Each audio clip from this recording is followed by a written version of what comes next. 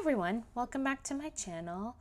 Today I'm going to be doing a little self-care planning with this kit from White Deer Stationery. It's called Woodland Winter, but it feels kind of fall to me with the colors. So I'm gonna put down the full boxes and the headers and I'll be right back.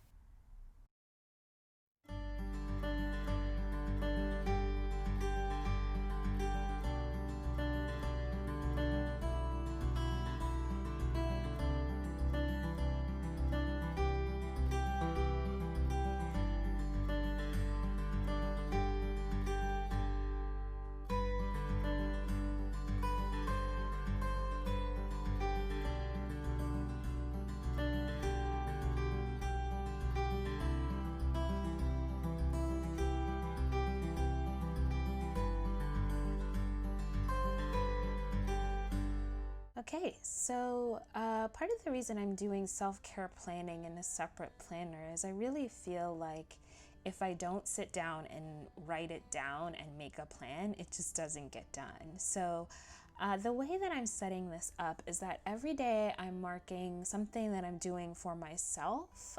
It's usually something to look forward to. So in this case, on Monday, it's morning coffee. Then I'm marking off my exercise. I consider this self-care because exercise, gets your endorphins going, makes you feel good. It's part of taking care of your body. I will say that I don't always like exercising. In fact, there are some days where I'm just like, no, I really don't want to do this, but I always feel better after I've done it. The third thing that I'm going to be marking off each day is some sort of like restorative mindfulness activity. So it'll either be meditating during the day, or I have some other things that I do, like this Headspace sleep cast. So that is part of sort of getting a mindfulness practice going. And then every day, this is less planning and more tracking. I'll be recording my mood, like what was my mood at the end of the day, how much I slept. I will usually do that the next day for the night before, and whether I journaled or not. So Tuesday, for example, I am looking forward to sleeping in. My days usually start around 8 a.m., but on Tuesdays, I sometimes don't have to start until 10 with respect to work, which is great. Sometimes the starting until 10 means that I am working until 6 or 7, but it's nice to sleep in. I'd much rather sleep in and work a little bit later than wake up early. So I'm marking off the Headspace Sleepcast, and if you all have not checked this out, I recommend it to you if you ever have trouble sleeping. They have different options where you can listen to sort of different scenarios. Two that I really like are like Beachcomber and Whispering Pines. And so what I mean by scenarios is, for the Beachcomber one, the woman who's doing the voiceover will describe walking along a beach, and it's a little bit ASMR, but it's also supposed to kind of get you in a frame of mind of thinking about something relaxing. So she'll describe what the beach looks like, if there's shells, what it smells like, there's a wind. And you can turn up the ambiance or the voice. So you can turn up the beach sounds like the waves and such, or you can turn up her voice. And I think that's really cool. And it really helps put me to sleep. I have a hard time sleeping. I actually have like insomnia pretty badly. So that really helps. So we're on Wednesday. I marked off morning coffee, something to look forward to, something I'm just doing for myself. And biking is my exercise. I've been cycling with my boyfriend and by myself during the week, and it's nice to sort of again get a little sweat in. I'll be meditating during the day, also using Headspace. They have a course, and I promise this is not an ad for Headspace, but they have a course that you can do, which is just like 5 minutes of meditation a day, and they basically walk you through getting in the habit. And so I am working on some of the modules in that course. And Thursday, I marked off skincare. I love doing masks. It feels very relaxing, so that's my thing that I'm doing for myself.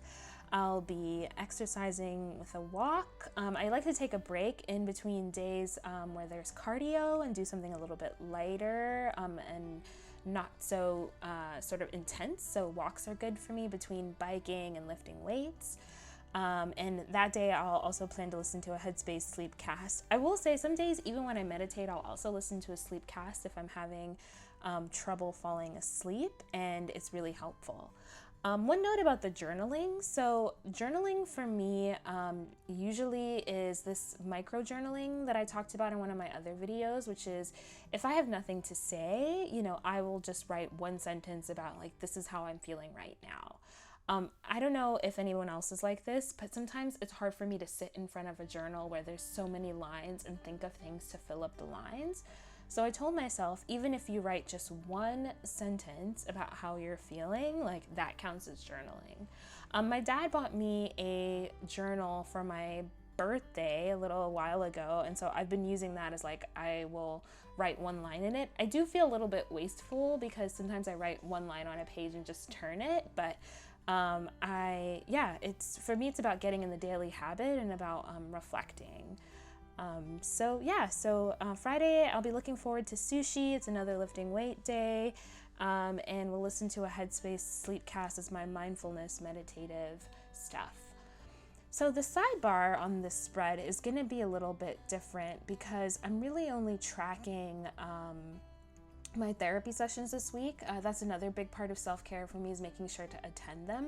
Some of them are early in the morning and I don't always feel like going, but I am committing to doing it and going regularly. So what I'm putting on the sidebar right now is actually a kind of inspirational quote, something that I can look back on when I open the journal throughout the week to see what I'm supposed to do, and also record the mood sleep journal entries. So the quote that I'm writing down here is, remember what you have now is something that you once only dreamed of. And that's really important to me as a quote, because I think too often, me in particular, I can get focused on this week is terrible, it's not going the way that I wanted, I am, not happy, I'm stressed, I'm tired. And honestly, if 15-year-old, 18-year-old, 20-year-old me could see me now, I think they would be pretty impressed, or I hope so.